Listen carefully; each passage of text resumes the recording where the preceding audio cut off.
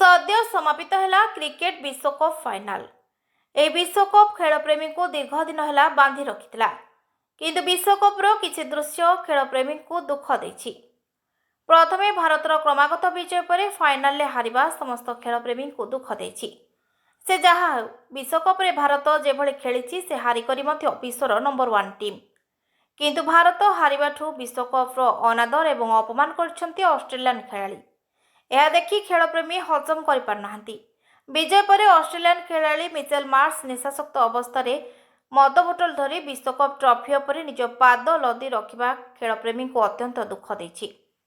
Cricketer भगवान कहुवा महान cricketer Sachin Tendulkar विश्वकप ट्रॉफी को कोलाग्रत करी श्रद्धा एवं सम्मान सहित चुंबन देउछन्ती, ताहा कौन सेमानकु देखा जाउ नाही।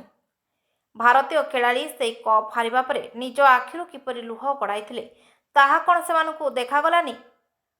जहा हेउ आमे भारतीय, आम संस्कार संस्कृति आचार व्यवहार तेणुकरी विश्ववासी अनुकरण करती।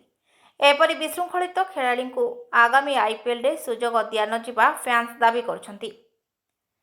आम देशरू कोटी कोटी अर्थराशि रोजगार करिवे, पुणी एपरि अपसंस्कृति को किपरि आमे सहिजिबा। विशृंखलित खेलाड़ी को बॉयकट करा को क्रीड़ा प्रेमी दाबी करछन्ती। भारतीय खेलाड़ी देश मातृकार सम्मान पाई खेलुथिले, तेणु छल छल होई आखिरु लुह बाहरी आसतिला। अपरपक्षे ऑस्ट्रेलिया को एपरि व्यवहार कोटी कोटी हृदय को कष्ट देछि। तेणु आम खेलाड़ी हारिकरी मध्य आम मन को किणी नेछन्ती।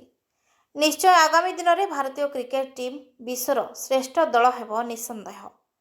ब्यूरो रिपोर्ट, जनमत टीवी।